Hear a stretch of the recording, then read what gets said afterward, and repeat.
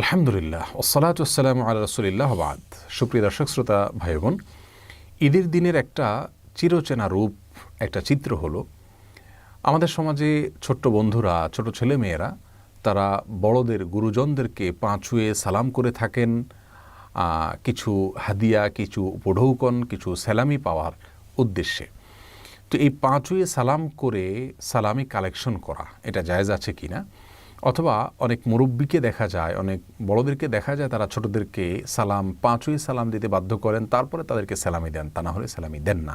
তো এই কাজটা কতটা সঠিক আমরা সে বিষয়ে কথা বলবো। প্রিয় দর্শক, ইসলামে সালাম বলতে যে পরিভাষার কথা বলা হয়েছে, কোরআনে কারিমে রয়েছে পরিভাষার কথা এবং হাদিসেও রয়েছে।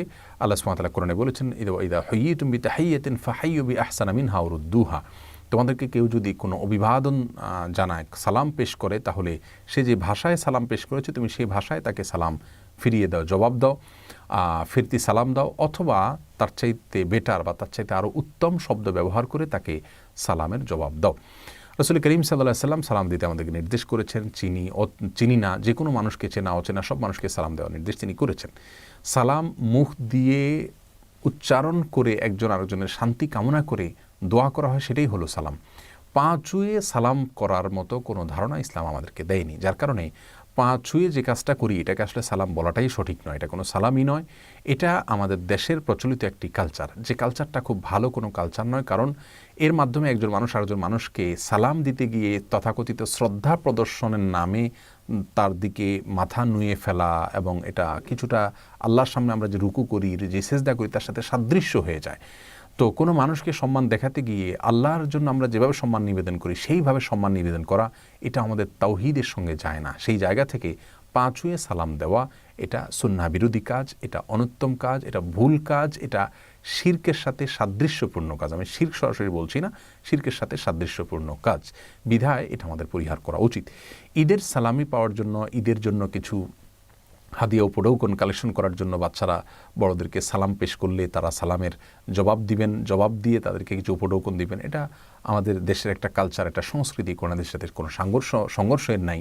এটা হতে পারে, কিন্তু পা ছুঁয়ে সালাম করতে হবে, তারপরে দিতে হবে, এই জায়গাটা থেকে আমাদের বেরিয়ে আসা উচিত। বরং মুখে আসসালামু আলাইকুম রহমতুল্লাহ বললো, আমি ওয়ালাইকুম আসসালাম রহমতুল্লাহ বললাম, হাসি মুখে তাকে কিছু উপহার দিলাম, কিছু হাদিয়া পেশ করলাম, এটা হওয়া উচিত। আর বাচ্চাদেরকেও পা ছুঁয়ে সালাম দিতে বাধ্য করা উচিত না, বরং তাদের শেখানো উচিত যে না, পা ছুঁয়ে সালাম নয়, পা ছুঁয়ে সালাম করতে গেলে তুমি মাথা নত হতে হয়, এ মাথা শুধুমাত্র আল্লাহর জন্য নত করা, এটাই একজন মুসলিমের জন্য ইসলাম কর্তৃক নির্দেশিত। বিধায় আমরা পা ছুঁয়ে সালাম দিয়ে সম্মানী নেওয়া, অথবা পা ছুঁয়ে সালাম করার পর সম্মানী দেওয়া, এই কালচার থেকে আমরা বের হয়ে আসার চেষ্টা করব। আল্লাহ সুবহানাহু ওয়া তাআলা আমাদের সবাইকে সেই তৌফিক দান করুন। আলহামদুলিল্লাহ ওসসালাতু ওয়াসসালামু আলা রাসূলিল্লাহ ওয়া বা'দ। সুপ্রিয় দর্শক শ্রোতা ভাই বোন, ঈদুল ফিতর এবং ঈদুল আজহা এগুলো আল্লাহ রাব্বুল আলামিনের পক্ষ থেকে দেওয়া তার বান্দাদের জন্য বিশেষ উপহার এবং পুরস্কার। রমাদান মাসব্যাপী ইবাদতবন্দি করার পর আল্লাহ তাআলা নগদ পুরস্কার হিসাবে ঈদুল ফিতরের আনন্দ আমাদেরকে দিয়েছেন। আর জিলহজের প্রথম দশকের ইবাদত সম্পন্ন করার পর, হজের ইবাদত সম্পন্ন করার পর আল্লাহ তাআলা নগদ পুরস্কার হিসাবে ঈদুল আজহার আনন্দ আমাদেরকে দিয়েছেন। আল্লাহর দেওয়া উপহারকে আল্লাহর বাতানো পদ্ধতিতে ব্যবহার করাই হলো একজন বুদ্ধিমান ইমানদারের কাজ।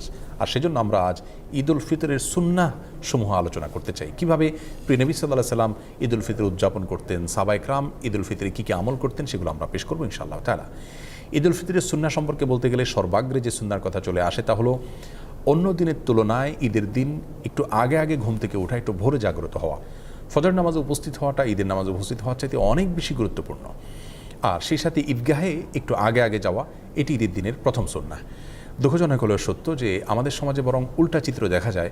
আমরা অন্য দিনের তুলনায় ঈদের দিন একটু দেরিতে ঘুম থেকে উঠে থাকি এবং ফজরের সময় অনেকে উপস্থিত হতে পারেন না। এর কারণ হলো চাঁদ রাতে আমরা দেরিতে ঘুমিয়ে থাকি। এই কালচার পরিবর্তন হওয়া উচিত। প্রথম সুন্নাহ হলো আগে আগে ঘুম থেকে ওঠা অন্য দিনের তুলনায়, এবং ঈদগাহে আগে আগে যাওয়া। ঈদুল ফিতরের দ্বিতীয় সুন্নাহ হলো খেজুর খেয়ে তারপরে মসজিদে আসা, অথবা মিষ্টি জাতীয় কিছু খেয়ে মসজিদে আসা যদি খেজুর না থাকে। তৃতীয় সুন্নাহ হলো গোসল করা, সেই সাথে সুগন্ধি ব্যবহার করা এবং মেসওয়াক করা। 4 নম্বর সুন্নাহ হলো যার যা পোশাক আশাক আছে তার মধ্যে থেকে উত্তম পোশাকটি পরিধান করা। নতুন পোশাক আবশ্যক নয়, সুন্নাহ নয়, তবে যা আছে তার মধ্যে থেকে উত্তম এবং তুলনামূলক ভালো পোশাকটি পরা ঈদের দিন, এটা হলো সুন্নাহ। 5 নম্বর সুন্নাহ হলো ঈদগাহে যাওয়ার সময় পায়ে হেঁটে যাওয়া, কোনো বাহন ব্যবহার না করা। যারা বৃদ্ধ বা অসুস্থ তাদের কথা ভিন্ন, সুস্থ স্বাভাবিক মানুষের জন্য বাহন ব্যবহার না করে পায়ে হেঁটে যাওয়াটাও সুন্নাহ। এতে ঈদের সৌন্দর্য বিকশিত হয় এবং প্রকাশিত হয়। 6 নম্বর সুন্নাহ হলো ঈদগাহে যাওয়ার সময় তাকবীর বলতে বলতে যাওয়া। আল্লাহু আকবার, আল্লাহু আকবার, লা ইলাহা ইল্লাল্লাহ, আল্লাহু আকবার, আল্লাহু আকবার, ওয়ালিল্লাহিল হামদ। এই তাকবীর পাঠ করতে করতে ঈদগাহে আসা সুন্নাত। গল্পগুজব করতে করতে আসা উচিত নয়। তাকবীর আমাদের মুখে থাকবে এবং আমরা ঈদগাহে যেতে থাকবো। 7 নম্বর সুন্নাহ হলো যেই পথ দিয়ে আমরা ঈদগাহে আসবো, বাসায় যাওয়ার সময় অন্য পথ ধরে আমরা যাব। বিকল্প পথ যদি না থাকে তাহলে রাস্তার যে পাশ দিয়ে আমরা এসেছি অন্য পাশ দিয়ে যাওয়ার চেষ্টা করব।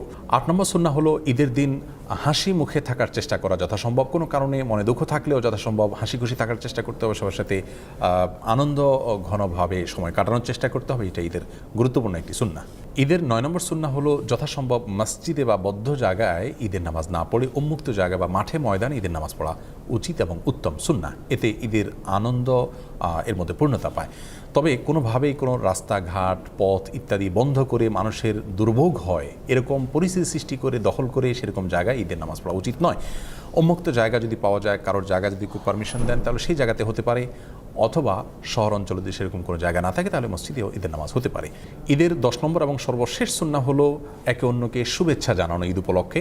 সেটি সাক্ষাৎ হলে হতে পারে, বার্তাযোগে হতে পারে। সাহাবা ইকরাম একজনের সাথে অন্যজন সাক্ষাৎ হলে, যোগাযোগ হলে ঈদের দিন তারা শুভেচ্ছা জানাতেন এইভাবে, তাকাব্বালাল্লাহু মিন্না ওয়া মিনকুম সালিহাল আমাল। যার অর্থ হলো গোটা রমজানব্যাপী আপনি এবং আমি যে সমস্ত নেকামল করেছি আল্লাহ তাআলা আমাদের উভয়ের নেকামলগুলোকে কবুল করে নিন।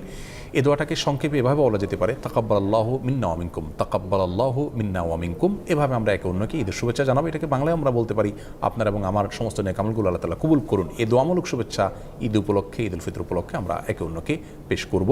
সেই সাথে ঈদ মুবারক যেটা আমরা বলে থাকি আমাদের সমাজে, সেটি বললেও কোনো অসুবিধা নেই। ঈদ মুবারকের অর্থ ভালো, অর্থাৎ আপনার ঈদ বরকতময় হোক। কিন্তু সুন্নাহ হলো সেটি যেটি সাহাবা ইকরাম থেকে বর্ণিত হয়েছে। আমরা দুটিকে সংযোগ করে বলতে পারি, কোনো অসুবিধা নেই।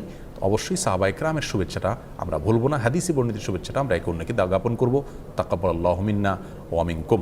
কিছু কাজকে ঈদের সুন্নাহ আমরা মনে করি, অথচ সেগুলো ঈদের সুন্নাহ নয়। যেমন অনেকে মনে করেন ঈদের দিন কবর জিয়ারত করা সুন্নাহ। হ্যাঁ, ঈদের দিন যদি কারো সুযোগ হয় তিনি অবশ্যই মা বাবা কবর জিয়ারত করবেন, কোনো অসুবিধা নেই, ভালো। কিন্তু এটাকে ঈদের সুন্নাহ মনে করে করবেন না। অনেকেই ঈদগাহে ঈদের নামাজের পরে কাঁধে কাঁধ মেলানোটাকে সুন্নত মনে করেন, সেটিও ভুল ধারণা।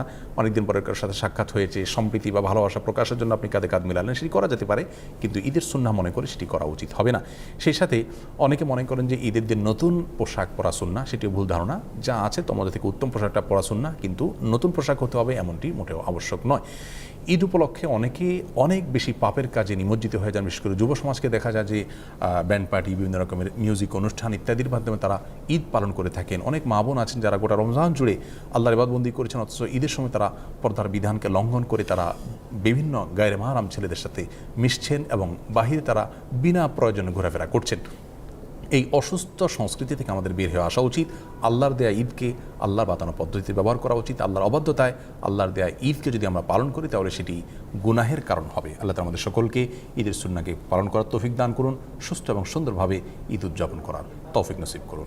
আসসালামু আলাইকুম রহমতুল্লাহ। ঈদ উল ফিতরের নামাজের নিয়ত নিয়ম কি? নিয়ত তো হলো আমি ঈদের ফিতরের নামাজ পড়তেছি, এই ইন্টেনশন যথেষ্ট যে আমি ঈদের নামাজ পড়তেছি, এটা ফজর না। ঈদের নামাজ পড়তেছি এটা নর্মাল এশাক না। ঈদের নামাজ পড়তেছি এটা জোহর না। এই যে পার্থক্য আছে, এই নিয়ত আছে, এটুকুই যথেষ্ট আপনার। এটাই হলো নিয়ত। মূলত আলাদা মুখে নামাইতুন ইত্যাদি ইত্যাদি এগুলো বলার দরকার নেই। আর ঈদের নামাজের যে নিয়ম সেটা হলো ঈদের নামাজ 2 রাকাত আদায় করতে হবে এবং 2 রাকাত নামাজের পরে খুতবা দিবেন খতিব সাহেব। জুমাতে বা অন্যান্য ক্ষেত্রে খুতবা আগে আমরা দেই, কিন্তু ঈদের নামাজের মধ্যে খুতবা হবে পরে। 2 রাকাত নামাজের নিয়মটা কি? সাধারণ যে নামাজ পড়ি আমরা সেই নামাজের মতোই, শুধু পার্থক্য হলো এখানে অতিরিক্ত কিছু তাকবীর আছে, এই পার্থক্যটা আছে। অনেকে ঈদের নামাজ পড়তে গিয়ে একটু বছরে 1বার 2বার হয় যেহেতু ভুলে যান এবং গ্যাঞ্জাম লাগায় ফেলেন। তো নিয়মটা হলো আমরা প্রথমে ইমামের সাথে তাকবীর বলে হাত বাঁধবো, বেঁধে আমরা সানা পড়বো, সুবহানাকাল্লাহুম্মা ওয়া বিহামদিকা ওয়া তাবারাকা ইসমুকা ওয়া তাআলা জাদ্দুকা লা ইলাহা গায়রুক। অন্য সানাও আছে, আল্লাহুম্মা বা'ইদ বাইনি ওয়া বাইনা খাতায়ায়া কামা বা'আদতা বাইনাল মাশরিক ওয়াল মাগরিব। সানা যেটা আছে এটা পড়বো।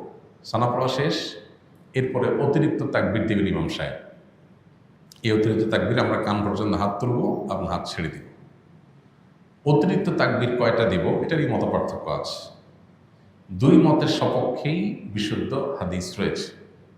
এ সম্পর্কে বিস্তারিত জানতে চাইলে ডক্টর খন্দকার আব্দুল্লাহ জাহাঙ্গীর রহমান আলাদা বই আছে এটার উপরে, ঈদের সালাতের তাকবীর নিয়ে, সেটা দেখতে পারেন। অর্থাৎ অতিরিক্ত তাকবীরের সংখ্যা 6 তাকবীর হানাফি মাযহাব অনুযায়ী, অন্যান্য মাযহাব অনুযায়ী 12 তাকবীর। এই দুইটাই বিশুদ্ধ। তো অতিরিক্ত যে তাকবীর সানা পড়ার পর ইমাম সাহেব দিবেন, আমরা সাথে সাথে বলবো আল্লাহু আকবার, আল্লাহু আকবার, আল্লাহু আকবার। 3টা তাকবীর হবে তো, প্রথম দুটোতে হাত ছেড়ে দিবেন, তৃতীয় তাকবীরের পরে হাত বেঁধে ফেলবেন। এবার ইমাম সাহেব সূরা ফাতিহা পড়বেন, অন্য সূরা মিলাবেন, রুকু করবেন, সিজদা করবেন, আবার দ্বিতীয় রাকাত শুরু করবেন। দ্বিতীয় রাকাতে তাকবীরটা হবে শেষে।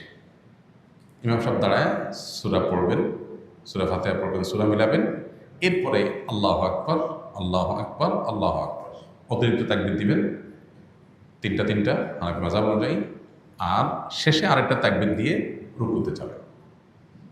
তাহলে 4টে হবে লাস্টে, 3টা অতিরিক্ত তাকবীর, একটা রুকুর তাকবীর, ব্যাস। এরপরে যথারীতি নামাজ, আতিহাতু, দোয়া, মাসুরা, দুরূদ পড়ে আমরা সালাম ফেরাব।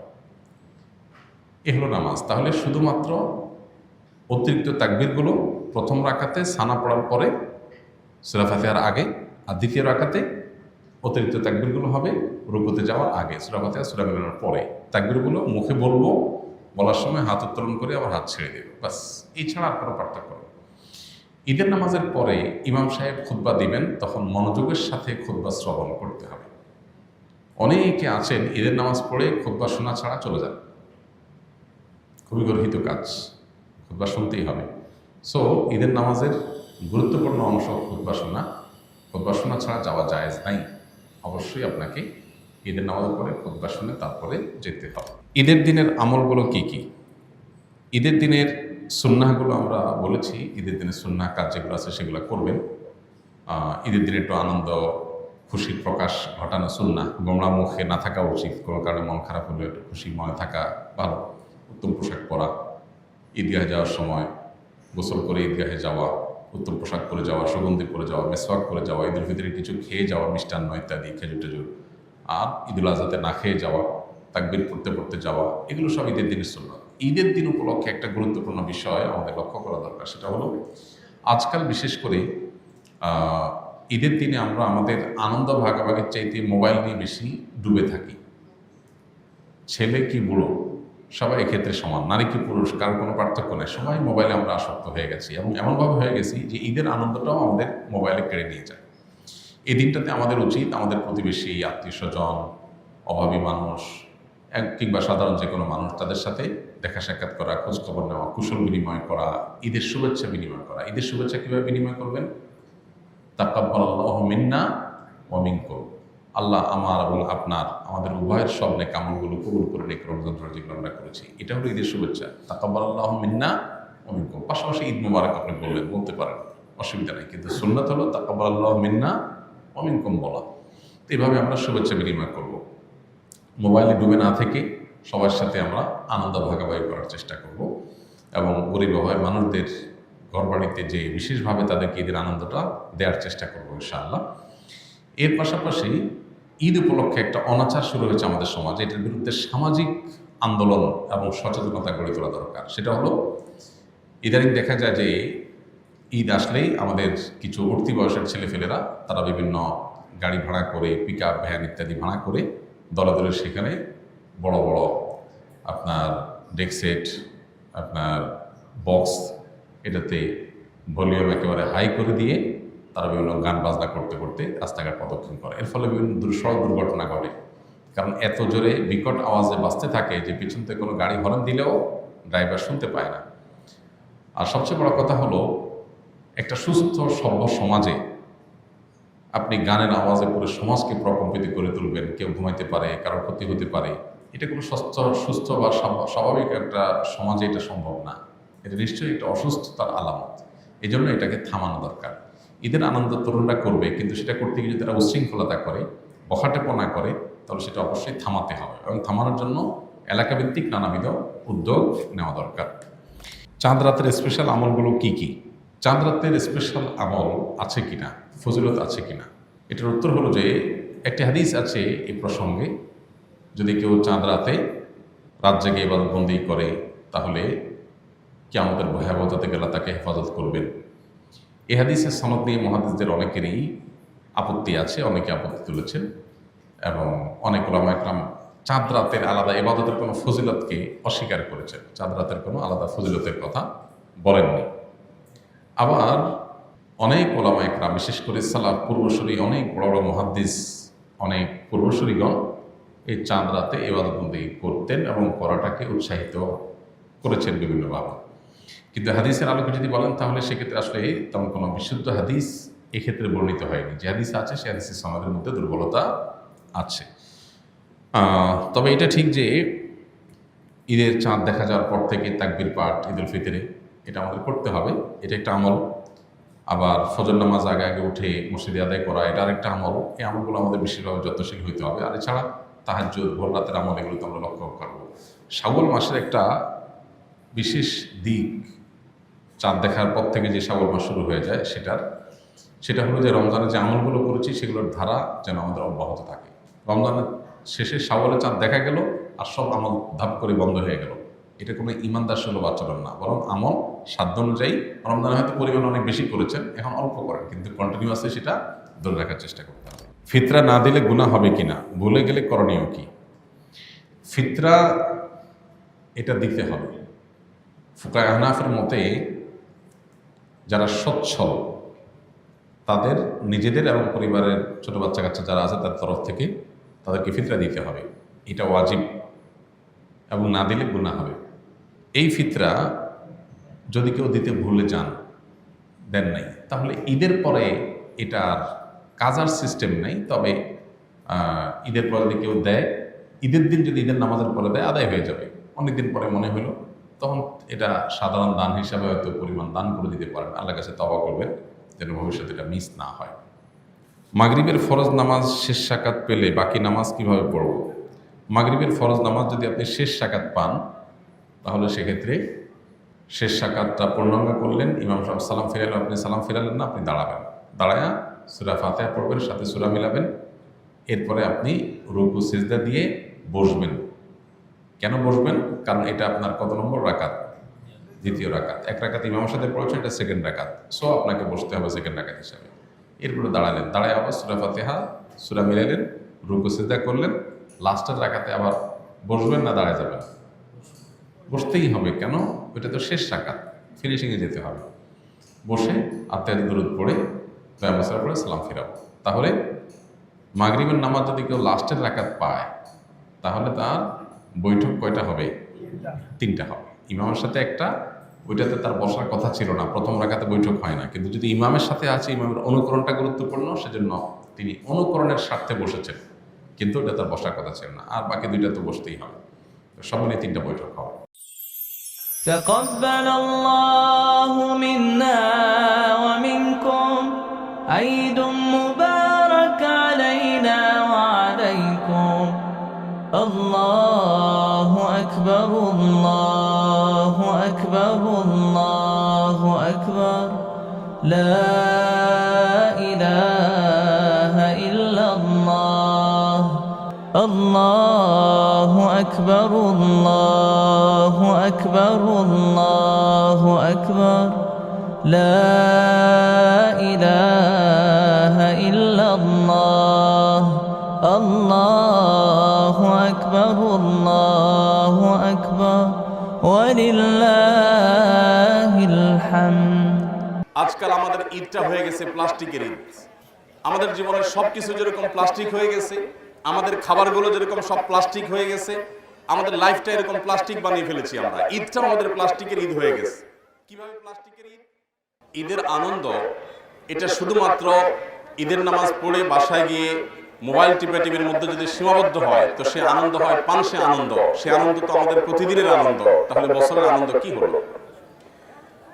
আজকে উন্মুক্ত মাঠে ঈদের সালাতের জন্য আমরা যে সবাই সমবেত হয়েছি, আমি জানি আজকের এই মাঠে উপস্থিত হওয়া আপনাদের সকলের জন্যই কষ্টসাধ্য ছিল।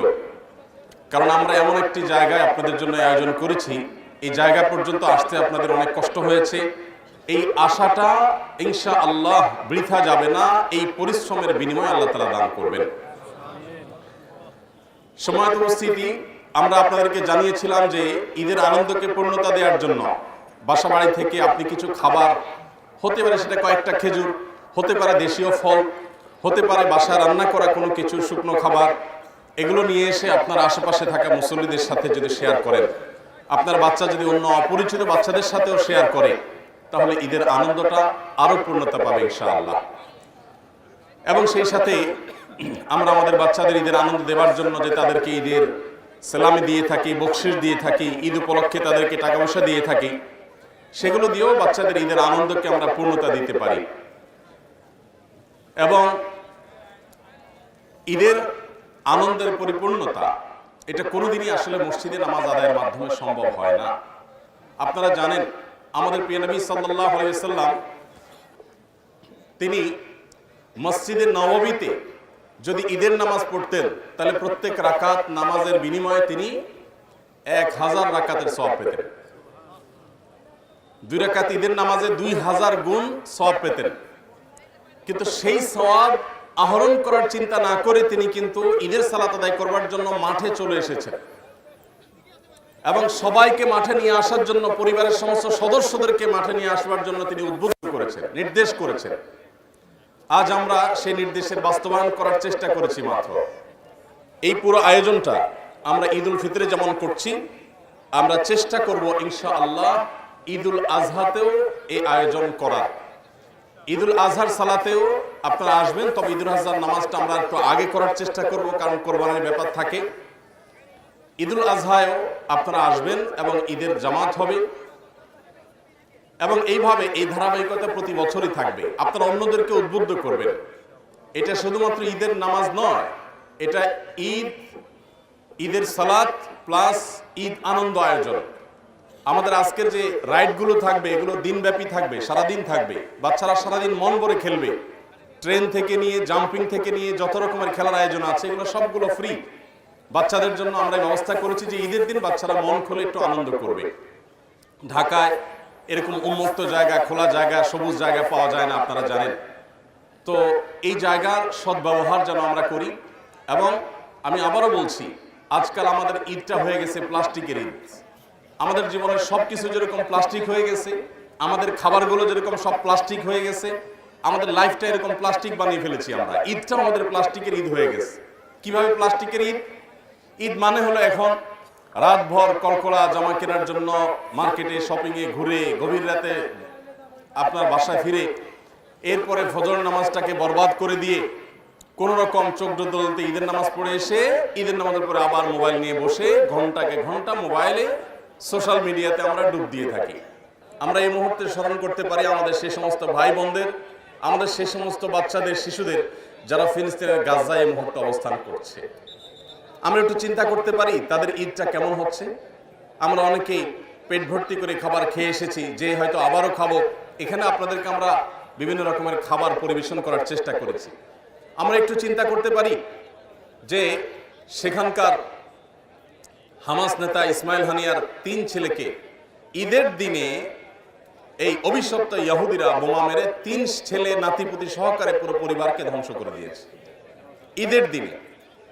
আমরা তাদের প্রতি একত্রতা পোষণ করতে গিয়ে ইসরায়েলি এবং ইহুদি যে পণ্যগুলো বাজারে পাওয়া যায়, যে সফট ড্রিঙ্কস গুলো আপনারা কিনেন, আমি আপনাদেরকে অনুরোধ করতে চাই ঈদের এই দিনে অন্তত, সারা বছর তো বটেই, সেই সাথে ঈদের দিনে আপনারা কেউ তাদের অভিশপ্তদের একটুকু সফট ড্রিঙ্কস আপনার গলায় যেন না যায়। সবাই চেষ্টা করা যাবে না ইনশাআল্লাহ? তাদের প্রসাধনী, তাদের আইটেম আর কিছু না পারে, এই কাজটা তো আমরা করতে পারি। এমন বাসা খুব কম পাওয়া যাবে যেই বাসার টয়লেট, কিচেন, বেডরুম এদের পণ্যে পরিপূর্ণ না। সেটা লোশনের নামে হোক, সেটা সাবানের নামে হোক, সেটা শ্যাম্পুর নামে হোক, সেটা অন্য কোনো নামে হোক, সেটা পেস্টের নামে হোক, আমাদের ঘর বাড়িগুলো ভর্তি। আমরা প্রতিদিন এগুলো কিনে কিনে তাদেরকে চাঁদা দিচ্ছি ফিলিস্তিনিদেরকে বোমা মারার জন্য।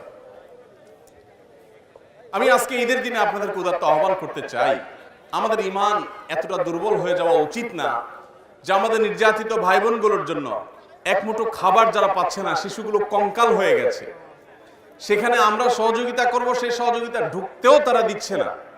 এইরকম ভয়াবহ দুর্বিষহ পরিস্থিতিতে গোটা বিশ্ব বিবেক যেন নীরব। যারা সারাদিন মুসলমানদেরকে মানবতার সবক শোনায়, মানবাধিকারের সবক শোনায়, তারা আজকে ফিলিস্তিনে মানবতা যে বুলন্ডিত হচ্ছে, তাদের মুখে তারা কুলুপ দিয়ে বসে আছে। এই অবস্থায় আমরা অনেকে মনে করি যে আমার কি করার আছে, আমার অনেক কিছু করার আছে, আমার একটি টাকা ওদের কোনো পণ্যের জন্য ব্যয় হবে না। আপনি বলতে পারেন যে আমি একা না কিনলে, আমরা 10 জন 20 জন না কিনলে কি হবে? আপনারা ইতিমধ্যে জানেন ওই অভিশপ্তদের মালিকানাধীন বিশ্বের 1 নম্বর 2 নম্বরে থাকা ফুড চেইন, ফুড স্টোরগুলো, তাদের মাছি মারা শেষ এবং তাদের ব্যবসা লাঠে উঠার উপক্রম। গোটা বিশ্বের মানুষ, মুসলমান তো বটে, আমেরিকাতে অন্য ধর্মাবলম্বী খ্রিস্টানরা পর্যন্ত, অন্য ধর্মের মানুষেরা পর্যন্ত, টার্কিতে, জাপানে, বিভিন্ন দেশে আমি নিজের চোখে দেখার সুযোগ হয়েছে যে এদের দোকানগুলোর সামনে যেখানে আগে বিশাল বড় লাইন লেগে থাকতো, সেখানে এখন মাছি মারে। আমি নিজের চোখে দেখেছি কিছু কিছু জায়গায়। আমি নাম নিয়ে তাদের ব্র্যান্ডিং করতে চাই না, আপনারা জানেন, আপনার আশেপাশে আছে, মুদি দোকানগুলোতে ভরা। আপনি দেশীয় জিনিস কিনেন এবং অভিশপ্তদের জিনিস কিনবেন না। এই একটা প্রতিবাদী আপনাকে আল্লাহর কাছে মুক্তি এনে দিতে পারে যে আল্লাহ, আমার সাধ্যে এটুকু ছিল, আমি জ্ঞাতসারে 1 টাকা দিয়ে তাদের কোনো কিছু কিনে নেই। চেষ্টা করা যাবে না ইনশাআল্লাহ? এই জন্য আমি আপনাদেরকে উদাত্ত আহ্বান রাখতে চাই যে ফিলিস্তিনি মানুষগুলোর কথা আমরা স্মরণ করি। আমাদের যে কষ্ট হচ্ছে, গরমের কষ্ট, এই গরমের কষ্ট, এটা আমাদেরকে একটু সবর করতে হবে আল্লাহর জন্য। কারণ আমরা একটি সুন্নাহকে জিন্দা করার জন্য, বরং বহুবিধ সুন্নাহকে জিন্দা করার জন্য প্রত্যেকে যার যার জায়গা থেকে কষ্ট করে আমরা এখানে এসেছি। আল্লাহ তাআলা আমাদের সবাইকে আল্লাহর সন্তুষ্টির জন্য যেভাবে রমজান জুড়ে আমরা সিয়াম কিয়াম করেছি, ঠিক একইভাবে ইবাদতের ধারাকে রমজানের পরেও আল্লাহ তাআলা অব্যাহত রাখার তৌফিক দান করুন। স্বপ্ন দেখি সুন্নতে হোক জীবনের জাগরণ, আশুক মানুষ ডেকে যাব ইসলামে আমরণ। স্বপ্ন দেখি সুন্নতে হোক জীবনের জাগরণ, আশুক মানুষ ডেকে যাব ইসলামে আমরণ। ভুল বিদাত করে দিয়ে দূর, শিরিক বিহীন চাই মানের নূর। করব প্রচার এই সমাজে, করব প্রচার এই সমাজে, ইসলামী আচরণ। as-sunnah, as-sunnah, as-sunnah foundation. as-sunnah, as-sunnah, as-sunnah foundation. দিন বদলের জ্ঞান শিখিয়ে ডাকবো নীতির পানে, হেরার জ্ঞানে জানুক সবাই এই জীবনের মানে। শিক্ষা নিয়ে সরল পথে চলবো কোরআন হাদিস মতে, ঈমান আমল করতে সঠিক করব সিরাত ধারণ। as-sunnah, as-sunnah, as-sunnah foundation. as-sunnah, as-sunnah, as-sunnah foundation. মানব সেবার শপথ নিয়ে থাকবো সবার পাশে, কান্না ফেলে অভাবিল সুখে যেন হাসে। বেকার জনে খবর নেব, দুঃখীর ঘরে সুখ বিলাবো। এতিম শিশুর দিন রাঙিয়ে জান্নাতে চাই কানন। as-sunnah, as-sunnah, as-sunnah foundation.